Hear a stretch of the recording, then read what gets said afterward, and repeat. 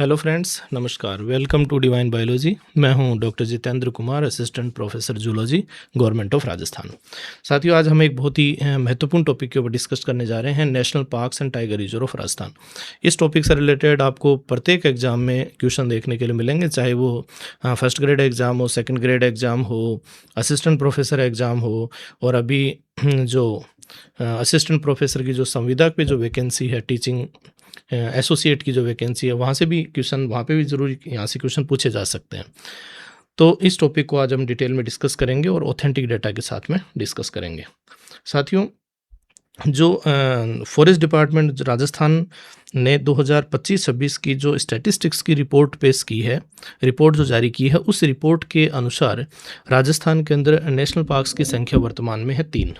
Total 3 national park वर्तमान में हैं। कौन कौन से नेशनल पार्क, अगर उसकी बात अपन करें तो टोटल 3 नेशनल पार्क वर्तमान में हैं। Ranthambore national park, Keoladeo national park और Mukundra hills national park, 3 national park हैं। वहीं टाइगर रिजर्व की संख्या की अगर अपन बात करें तो टोटल 5 टाइगर रिजर्व वर्तमान में हैं। Ranthambore tiger reserve, Sariska tiger reserve, Mukundra hills, Ramgarh Vishdhari tiger reserve और एक है धौलपुर करौली टाइगर रिजर्व। तो टोटल 5 टाइगर रिजर्व हैं। और वहीं टोटल जो सेंचुरीज़ हैं, वो टोटल सेंचुरीज़ की लिस्ट जो हमें प्रोवाइड की गई, उसमें 26 टोटल सेंचुरीज़ वर्तमान में प्रेजेंट हैं। तो एक तो ये डेटा आपको ध्यान रखना है। इस डेटा से कई बार डायरेक्ट क्वेश्चन पूछ लिया जाता है कि वर्तमान में नेशनल पार्क, टाइगर रिजर्व और सेंचुरीज़ की संख्या राजस्थान में कितनी है। तो ये अपने को ध्यान रखना है। प्रत्येक नेशनल पार्क को अपन डिटेल में डिस्कस करेंगे, प्रत्येक टाइगर रिजर्व को भी डिटेल में अपन आगे डिस्कस करेंगे। वहीं अगर मैं बात करूं, एक बार थोड़ा सा इसको और एक्सप्लेन करना चाहें कि जो टोटल जो नेशनल पार्क हैं वर्तमान में, वो है रणथंबोर नेशनल पार्क सवाई माधोपुर में स्थित है। वहीं अगर अपन बात करूं, केवलादेव नेशनल पार्क भरतपुर में स्थित है। मुकुंदरा हिल नेशनल पार्क जो है वो कोटा और चित्तौड़गढ़ में स्थित है। तो कई बार इनके डिस्ट्रिक्ट भी पूछे जाते हैं। मुकुंदरा हिल नेशनल पार्क से संबंधित जो डिस्ट्रिक्ट हैं वो कोटा और चित्तौड़गढ़ 2 डिस्ट्रिक्ट हैं। साथ ही इसको जरूर ध्यान रखना, यहाँ से क्वेश्चन पूछा जा सकता है। वहीं अगर अपन बात करें टोटल जो टाइगर रिजर्व्स की संख्या क्या है, तो टोटल टाइगर रिजर्व के अंदर सबसे पहले टाइगर रिजर्व का नाम है रणथंबोर टाइगर रिजर्व। इससे संबंधित डिस्ट्रिक्ट कौन कौन से हैं, तो रणथंबोर टाइगर रिजर्व से संबंधित जो डिस्ट्रिक्ट हैं वो है सवाई माधोपुर, करौली, बूंदी और टोंक, ये डिस्ट्रिक्ट इससे संबंधित हैं। वहीं अगर मैं बात करूं सरिस्का टाइगर रिजर्व, इससे संबंधित अलवर, जयपुर, रूरल, कोटपुतली, बहरोड। इसके साथ में मुकुंदरा हिल टाइगर रिजर्व से संबंधित है कोटा, बूंदी, झालावाड़ और चित्तौड़गढ़। वहीं रामगढ़ विस्तारी टाइगर रिजर्व से संबंधित है कोटा और बूंदी। और लास्ट में है धौलपुर करौली टाइगर रिजर्व से संबंधित है धौलपुर और करौली।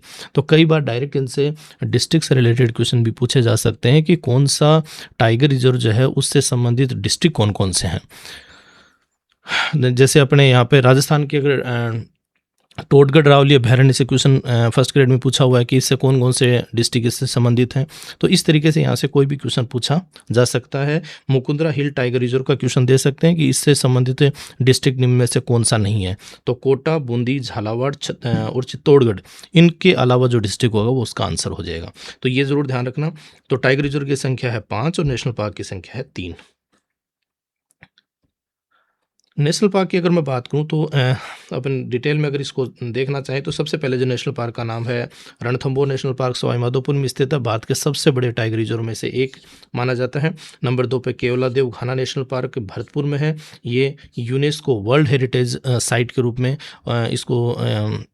इसका नाम दर्ज किया गया है। उसके साथ में ही ये बर्ड्स के लिए प्रसिद्ध है। इसे हेवन ऑफ बर्ड्स के नाम से भी जाना जाता है, पक्षियों के लिए स्वर्ग भी इसे कहा जाता है। तीसरे नंबर पे नाम आता है Mukundra hill tiger reserve, Kota में स्थित है और राजस्थान का तीसरा नेशनल पार्क ये है।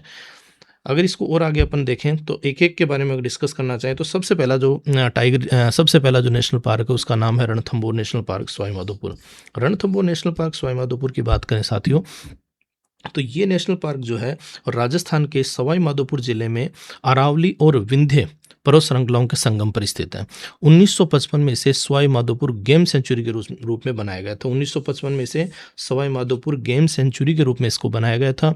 लेकिन बाद में 1973-74 में इस के शुरुआत में भारत के अंदर जब टाइगर प्रोजेक्ट की शुरुआत होती है तो उसके साथ में इस रणथंबोर नेशनल पार्क में टाइगर प्रोजेक्ट स्टार्ट कर लिया जाता है। तो शुरुआत में यहाँ से स्टार्ट किया जाता है। नंबर 2 अगर आगे अपन बात करें कि नेशनल पार्क का आधिकारिक रूप से दर्जा इसको कब दिया गया, तो 1980 में इसे नेशनल पार्क का ऑफिशियली इसको दर्जा दे दिया गया, किसको, रणथंभौर नेशनल पार्क को। टोटल एरिया भी कई बार एग्जाम में पूछा जा सकता है कि कुल क्षेत्रफल जो है इसका 1411.28 स्क्वायर किलोमीटर है टोटल एरिया। उसमें से जो कोर एरिया है वो है 1113.36 स्क्वायर किलोमीटर, और जो बफर जोन है, बफर जोन जिसके अंदर केवल वाइल्ड एनिमल्स ही रह सकते हैं, बफर जोन में कोई भारी एक्टिविटीज़ अलाउ नहीं होती, तो उस बफर जोन जो है इसका टोटल एरिया है 297.92 स्क्वायर किलोमीटर। रणथंभौर की बात करें तो रणथंभौर मुख्य रूप से बंगाल टाइगर्स के लिए दुनिया भर में प्रसिद्ध है, और यहाँ पर वर्तमान में जो टाइगर्स की जो पॉपुलेशन है वो 80 यहाँ पर देखने के लिए मिलती है। 80 यहाँ पर वर्तमान में टाइगर की पॉपुलेशन है। रणथंभौर का नाम आता है तो एक बाघिन का नाम प्रमुख रूप से लिया जाता है जिसका नाम है मछली। मछली जो बाघिन है, और रणथंभौर की एक फेमस बाघिन टाइग्रेस रही है जिसे क्वीन ऑफ रणथंभौर के नाम से जाना जाता है।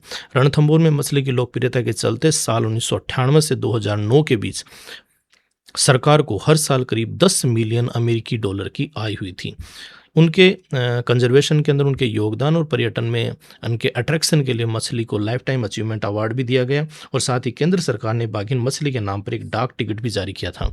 ये इंपॉर्टेंट स्टेटमेंट, इसके अपने को जरूर ध्यान रखना है। जो मछली है इसका वर्तमान में इसकी मृत्यु हो चुकी है, और वर्तमान में रणथंभौर में इसका स्टेचू भी बनाया गया।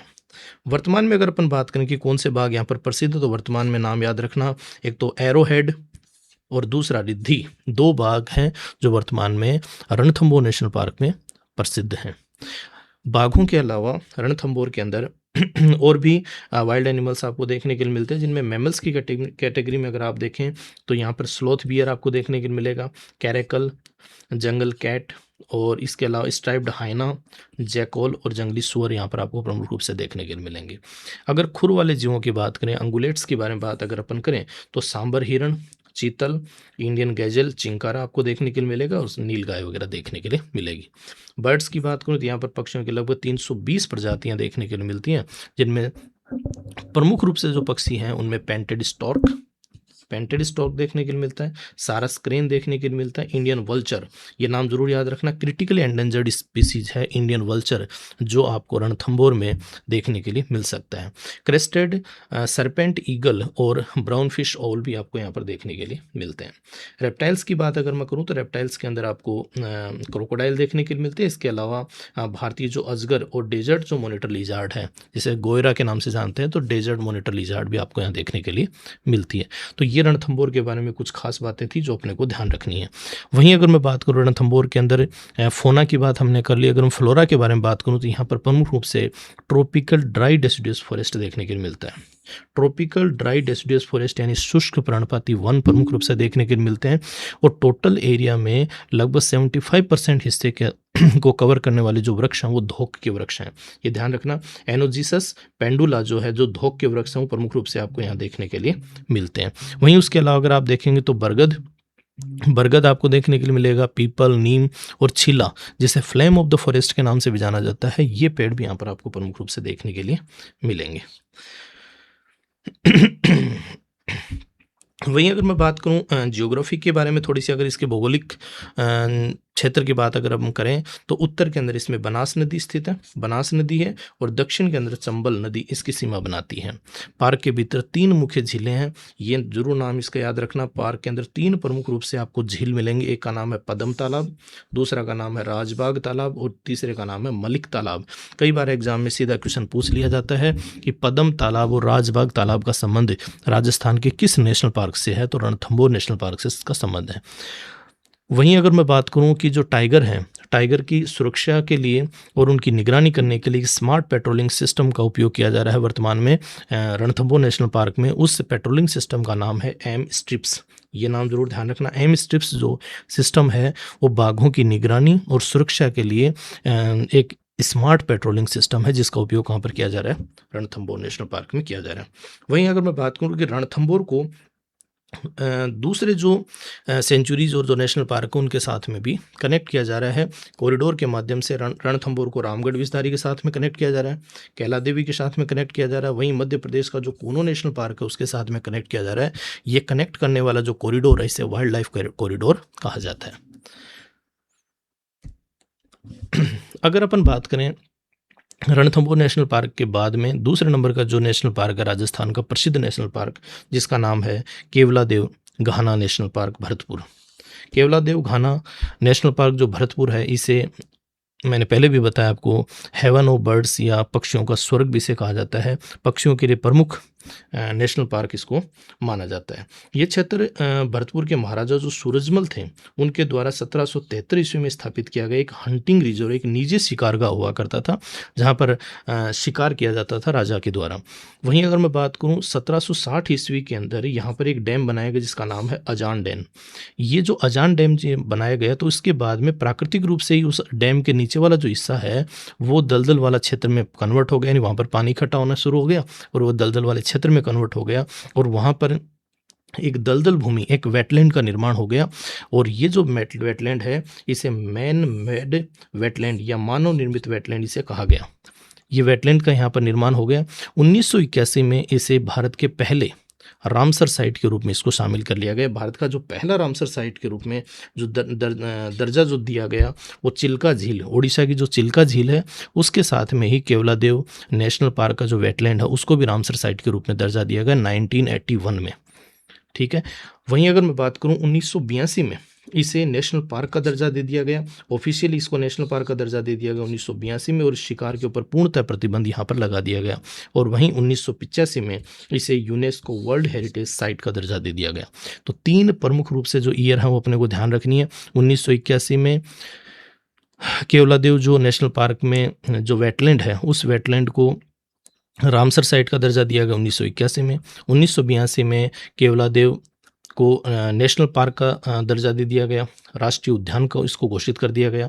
और 1985 में यूनेस्को वर्ल्ड हेरिटेज साइट का इसको दर्जा दे दिया गया।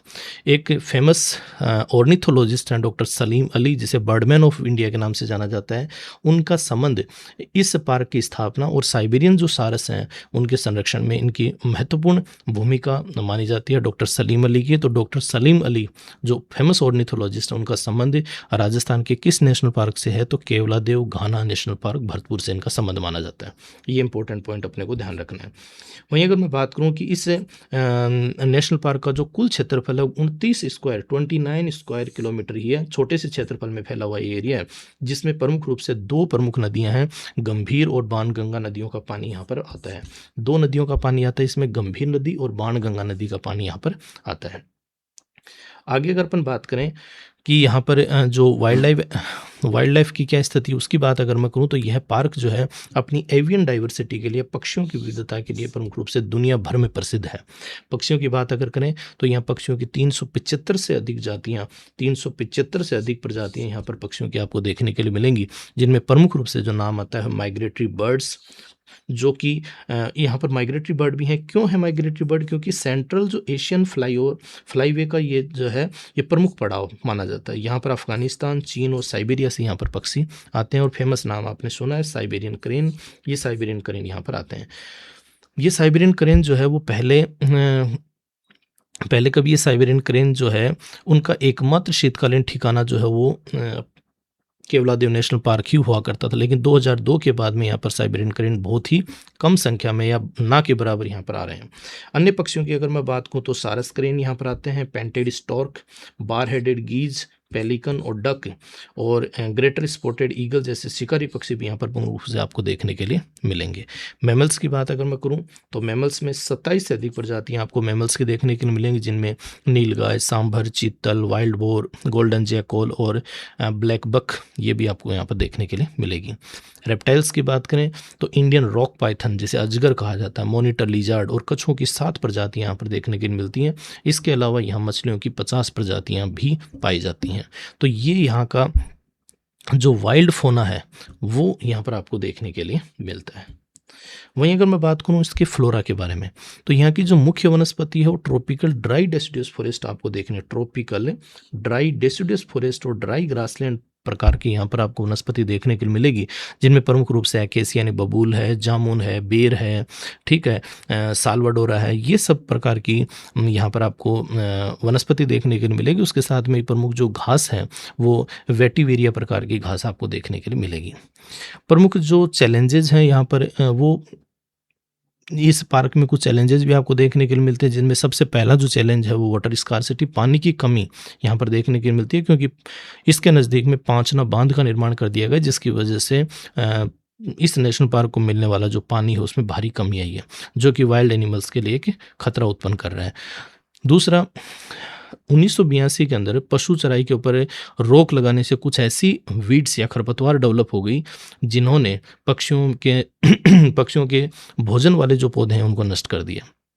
और एक इम्पॉर्टेंट नाम और आता है, राजस्थान सरकार ने पार्क के भीतर WESCE जू यानी वेटलैंड एक्स-सिटू कंजर्वेशन एस्टेब्लिशमेंट बनाने का प्रस्ताव दिया, जिसमें गैंडे, मगरमच्छ और डॉल्फिन जैसी जलीय प्रजातियों का प्रदर्शन किया जाएगा। तो ये एक रिसेंट में जो डेवलपमेंट राजस्थान सरकार के द्वारा किया गया वो ये किया गया कि यहाँ पर वेटलैंड एक्स-सिटू कंजर्वेशन एस्टेब्लिशमेंट बनाने का प्रस्ताव दिया गया। तो ये क्वेश्चन इंपॉर्टेंट क्वेश्चन है, यहाँ से पूछा जा सकता है कि भी हाल ही में WESCE जू कहाँ पर बनाने का प्रस्ताव दिया गया है। तो ये प्रस्ताव दिया गया है केवलादेव नेशनल पार्क भरतपुर में। केवलादेव नेशनल पार्क को प्रशासनिक या एडमिनिस्ट्रेटिव कन्वीनियंस के हिसाब से 24 ब्लॉक में बांटा गया। टोटल कितने ब्लॉक बना रखे हैं इसमें? 24 ब्लॉक बना रखे हैं, जिनके अलग विशिष्ट इनके नाम भी रखे गए, जिनमें कदम कुंज नाम है, पीरी का पट नाम है, गुप्त मोरी और एक सोपान मोरी। तो इस तरीके से इनके नाम रखे गए हैं। तो ये प्रमुख रूप से केवलादेव नेशनल पार्क के बारे में। केवलादेव नेशनल पार्क जो है एक रामसर साइट के रूप में भी है। रामसर साइट को अपन अलग से एक वीडियो में और डिस्कस करेंगे, जिसको हम डिटेल में बात करेंगे कि रामसर साइट होती क्या है, वेटलैंड्स क्या होते हैं, मॉन्ट्रेक्स रिकॉर्ड क्या होता है, इसको डिटेल में अलग से भी अपन बात करेंगे। लेकिन थोड़ा सा मैं सुपरफिशियली आपको बता देता हूँ। केवलादेव नेशनल पार्क जो है ये फर्स्ट रामसर साइट है। केवलादेव नेशनल पार्क और ओडिशा की जो चिल्का झील 1981 में भारत की पहली रामसर साइट के रूप में इनको मान्यता दी गई। वर्तमान में अगर अपन देखें तो भारत की केवल 2 साइट हैं, एक है मणिपुर की लोकटक झील और दूसरी है केवलादेव नेशनल पार्क राजस्थान की। ये केवल भारत की 2 ऐसी साइट हैं या 2 ऐसे रामसर साइट हैं जिनको मॉन्ट्रेक्स रिकॉर्ड में शामिल किया गया है। मॉन्ट्रेक्स रिकॉर्ड क्या होता है, अगर इसको सिंपल वे में समझने की कोशिश करें तो यह रामसर साइट्स का ही एक भाग है या उनका ही एक रजिस्टर है, जहाँ पर पारिस्थितिक परिवर्तन हुए या होने की संभावना सबसे ज़्यादा है, उनके नष्ट होने की संभावना सबसे ज़्यादा, उनका बचाव करना हमारे लिए सबसे ज़्यादा एसेंशियल है, उनको मॉन्ट्रेक्स रिकॉर्ड में रखा जाता है। तो मॉन्ट्रेक्स रिकॉर्ड में राजस्थान की केवल एक साइट को रखा गया, एक वेटलैंड्स को रखा गया, एक रामसर साइट को रखा गया और वो है केवलादेव नेशनल पार्क। बहुत इंपॉर्टेंट पॉइंट है, ये मॉन्ट्रेक्स रिकॉर्ड वाला भी अपने को ध्यान रखना है। वहीं अगर मैं बात करूं कि यह जो पार्क है वो सेंट्रल एशियन फ्लाईवे पर स्थित प्रवासी जो जल पक्षी हैं, जो माइग्रेटरी जो वाटरफॉल हैं, उनके लिए एक महत्वपूर्ण एक विंटरिंग ग्राउंड ये पार्क माना जाता है। ठीक है। वहीं अगर मैं बात करूं कि यहाँ का जो वेटलैंड है वो किस प्रकार का, अगर मैं इसकी बात करें तो यहाँ का जो वेटलैंड है वो मैन मेड वेटलैंड है, क्योंकि मैंने पहले भी आपको बताया कि यहाँ पर एक अजान बांध का निर्माण किया गया था, उसके नीचे वाला जो हिस्सा है वो वेटलैंड है। तो वो मैन मेड वेटलैंड यहाँ पर देखने के मिलता है और ये फ्रेश वाटर वाला वेटलैंड है। यहाँ पर 375 से अधिक पक्षी प्रजातियां और कई ग्लोबली थ्रेटेंड जो स्पीसीज हैं उनको यहाँ पर देखने के लिए मिलता है। तो उन प्रजातियों में प्रमुख रूप से घर है। तो केवलादेव नेशनल पार्क एक बहुत ही महत्वपूर्ण नेशनल पार्क है राजस्थान का। केवलादेव नेशनल पार्क के बाद में तीसरा जो नेशनल पार्क है उसका नाम है Mukundra hills tiger reserve Kota. Mukundra hills tiger reserve Kota जो है वो राजस्थान का तीसरा नेशनल पार्क है। यह रिजर्व राजस्थान के 4 जिलों को कवर करता है, कोटा, बूंदी, चित्तौड़गढ़ और झालावाड़। ये नाम याद रखना एक तो कि यह 4 जिलों को कवर करता है, कोटा, बूंदी, चित्तौड़गढ़ और झालावाड़, 4 जिलों को ये कवर कर रहा है। तो ये क्वेश्चन भी पूछा जा सकता है। इसका कुल क्षेत्रफल 759.99 वर्ग किलोमीटर, 759.99 वर्ग किलोमीटर इसका टोटल क्षेत्रफल है, जिसमें से 417.17 वर्ग किलोमीटर का core area critical tiger habitat है और 342.82 वर्ग किलोमीटर का बफर जोन यहाँ पर शामिल है। तो ये बफर जोन यहाँ पर आपको देखने के लिए मिलता है। ये विंध्य पर्वत श्रृंखला की 2 समानांतर पहाड़ियों मुकुंदरा और गगरोला के बीच में स्थित है। 2 पहाड़ियों के बीच स्थित है, ध्यान रखना। और ये विंध्य पर्वत श्रृंखला की 2 पहाड़ियाँ कौन कौन सी, एक मुकुंदरा पहाड़ी है और दूसरी है गगरोला पहाड़ी। इन दोनों पहाड़ियों के बीच में देखने के लिए मिलता है। इसकी सीमाओं को चंबल, काली सिंध, आहू, रमजान नदियां निर्धारित करती हैं। इसकी जो सीमाएं हैं उनकी सीमाओं को बनाने वाली जो नदियां प्रमुख रूप से 4 नदियां प्रमुख रूप से यहाँ पर हैं। एक का नाम है चंबल नदी, काली सिंध नदी, आहू नदी और रमजान नदियां। प्रमुख रूप से इसके सीमाओं का निर्धारण करती हैं। प्राचीन समय से यह क्षेत्र कोटा के महाराजाओं का निजी शिकार स्थल हुआ करता था। इसे सबसे पहले 1955 में दर्रा वन्यजीव अभयारण्य के रूप में इसको घोषित किया गया। तो पहले ये अभयारण्य था और अभयारण्य का नाम क्या था? दर्रा वन्यजीव अभयारण्य। 2004 में इसे मुकुंदरा हिल्स नेशनल पार्क का दर्जा दिया गया। 2004 में मुकुंदरा हिल्स नेशनल पार्क का दर्जा दिया गया, जिसे दर्रा, जवाहर सागर और चंबल वन्यजीव अभयारण्यों के कुछ हिस्सों को जोड़ा गया। 9 अप्रैल 2013 को आधिकारिक तौर पर राजस्थान का तीसरा टाइगर रिजर्व इसको बना दिया गया। तो राजस्थान का तीसरा टाइगर रिजर्व बना दिया गया 9 अप्रैल 2013 को। आधिकारिक तौर पर राजस्थान का तीसरा टाइगर रिजर्व कौन बना? Mukundra hills tiger reserve. पर्यावरण मंत्रालय ने 2020 में इसके चारों ओर 248.70 वर्ग किलोमीटर के क्षेत्र को इको सेंसिटिव जोन घोषित किया है। तो पर्यावरण मंत्रालय ने 2020 में इसके चारों ओर का जो एरिया है 248.70 वर्ग किलोमीटर का जो क्षेत्र है उसे इको सेंसिटिव जोन घोषित किया है। तो ये कुछ स्टेटमेंट इसके ध्यान रखने हैं। क्वेश्चन पूछा जा सकता है कि मुकुंदरा हिल टाइगर रिजर्व के संबंध में निम्न में से असत्य कथन को छांटिए या सत्य कथन को छांटिए। तो वो इन पॉइंट्स को अपने को ध्यान रखना है। इन पॉइंट्स से कोई भी क्वेश्चन या कोई भी स्टेटमेंट यहाँ पर बनाया जा सकता है। अगर अपन बात करें कि यहाँ पर टाइगर्स की क्या स्थिति है, तो रणथंभौर से बाघों को लाकर यहाँ पर फिर से बसाने का कार्य 2017 में शुरू हुआ और इसमें सफल प्रजनन भी हुआ। जून 2025 में मुकुंदरा के अंदर बाघिन MT6 ने एक शावक को जन्म दिया, जो इस रिजर्व में बाघों के सफल प्रजनन का पहला रिकॉर्ड माना जाता है। तो ये इंपॉर्टेंट पॉइंट अपने को ध्यान रखना है। कौन सी बाघिन लेके आए थे मुकुंदरा में? बाघिन MT6 से। ये MT6 जो बाघिन है वो लेकर आए, जिसने शावक को जन्म दिया। हाल अगर मैं बात करूं तो हाल ही में 10 जनवरी 2026 को रणथंभौर से बाघ T2408 MT5 को यहाँ दर्रा रेंज में छोड़ा गया है। बाघों की संख्या वर्तमान में जानकारी के अनुसार रिजर्व में बाघों की संख्या 6 बताई जा रही है, जिसमें से 2 बाघ हैं, 3 बाघिन और 1 शावक यहाँ पर शामिल है। हाल ही में बांधवगढ़ से आई एक बाघिन MT10 और MT5 के बीच टेरिटरी के को लेकर के संघर्ष की खबरें भी न्यूज़पेपर वगैरह में आई थी। यहाँ पर अगर फ्लोरा और फौना की बात करें तो यहाँ पर शुष्क पर्णपाती वन प्रमुख रूप से देखने के मिलते हैं, जिनमें से धोक, तेंदू, खैर, नीम और पीपल जैसे वृक्ष प्रमुख रूप से देखने के मिलते हैं। उसके साथ ही अगर वन्यजीवों की बात करूँ तो यहाँ पर बाघों के अलावा भारतीय तेंदुआ, स्लॉथ बियर, भेड़िया, लकड़भग्गा, सांबर, चीतल, नीलगाय और चिंकारा जैसे जानवर आपको देखने के लिए यहाँ पर मिलेंगे। पक्षियों की भी 200 से अधिक प्रजातियाँ यहाँ पर देखने के लिए मिलती हैं, जिनमें से प्रमुख रूप से जो नाम है वो इंडियन रोलर और बी ईटर्स यहाँ पर शामिल हैं। अगर अपन बात करें यहाँ के जो प्रमुख जो आकर्षण के केंद्र हैं उनकी बात अगर मैं करूँ तो यहाँ पर गरड़िया महादेव का एक मंदिर है जो एक प्रमुख आकर्षण का केंद्र है। तो गरड़िया महादेव का संबंध कौन से नेशनल पार्क से, ये क्वेश्चन पूछा जा सकता है। तो ये अपने को ध्यान रखना, मुकुंदरा हिल टाइगर रिजर्व से इसका संबंध है। आलनिया बांध यहाँ पर एक प्राचीन रॉक पेंटिंग्स यहाँ पर देखे जा सकते हैं। आलनिया बांध यहाँ पर है, एक गडरिया महादेव का मंदिर है, आलनिया बांध यहाँ पर है, गागरोन का किला एक ऐतिहासिक स्थल यहाँ पर है, और एक जवाहर सागर बांध और अबली मिनी का महल भी यहाँ पर प्रमुख रूप से देखने के लिए मिलते हैं। तो ये कुछ प्रमुख जो ऐतिहासिक स्थल जो हैं वो इनके साथ में भी संरक्षित किए जा रहे हैं। तो इनको भी अपने को जरूर ध्यान रखना है, क्वेश्चन यहाँ से भी पूछा जा सकता है। अगर अपन बात करें कि जो टोटल जो टाइगर रिजर्व हैं टोटल जो टाइगर रिजर्व्स हैं राजस्थान के अंदर वो उनकी संख्या है 5। अगर अपन बात करें नेशनल पार्क की तो नेशनल पार्क मैंने आपको 3 नेशनल पार्क के बारे में बता दिया कि 3 नेशनल पार्क राजस्थान के अंदर स्थित हैं। कौन कौन से हैं एक बार से रिवीजन कर लेते हैं। सबसे पहले रणथंभौर नेशनल पार्क के बारे में हमने बात कर लिया। यहाँ पर जो बाघिन मछली की बात आती है। फिर उसके बाद में हमने केवलादेव घाना नेशनल पार्क भरतपुर के बारे में हमने बात कर लिया। फिर उसके बाद तीसरे नंबर पे नाम जो आता है वो आता है हमारा Mukundra hills tiger reserve Kota. इसके बाद में अगर अपन बात करें कि टाइगर रिजर्व राजस्थान में कितने हैं, तो वर्तमान में राजस्थान में 5 टाइगर रिजर्व हैं। एक का नाम है रणथंभौर टाइगर रिजर्व, दूसरा है सरिस्का टाइगर रिजर्व अलवर में, रणथंभौर सवाई माधोपुर में, सरिस्का अलवर में है, मुकुंदरा हिल्स कोटा क्षेत्र में है, रामगढ़ विषधारी अभयारण्य जो है या टाइगर रिजर्व है वो बूंदी में है, और धौलपुर करौली जो है वो धौलपुर और करौली के अंदर है। याद ये रखना कि इनकी अधिसूचना कब जारी की गई, कौन सी ईयर में जारी की गई, ये इंपॉर्टेंट पॉइंट है, इसको ध्यान रखना।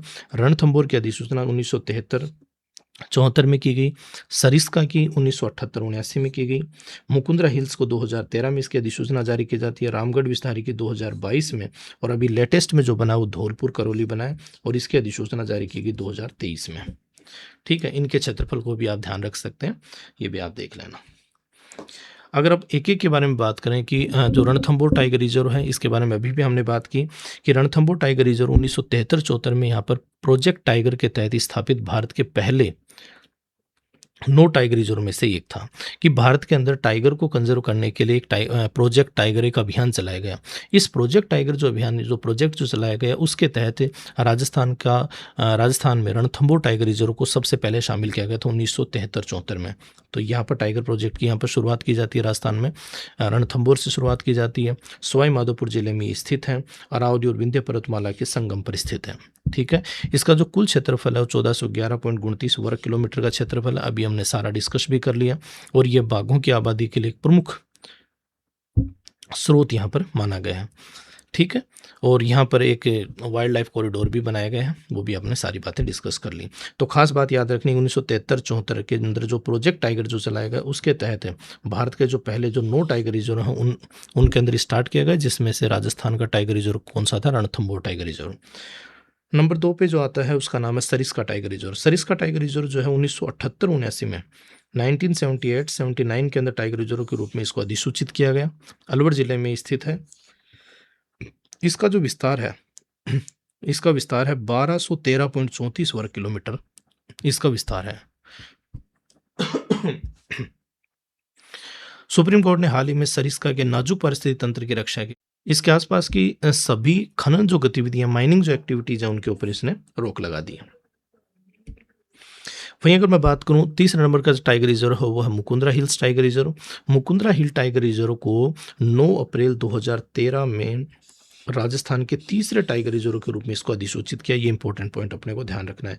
कब किया? 9 अप्रैल 2013 को अधिसूचित इसको किया गया। 4 जिलों के अंदर कोटा, बूंदी, चित्तौड़गढ़ और झालावाड़ में फैला हुआ है। इसका कुल क्षेत्रफल 759.99 वर्ग किलोमीटर, जिसमें से 417.17 वर्ग किलोमीटर कोर एरिया है और वहीं 342.82 वर्ग किलोमीटर बफर जोन यहाँ पर है।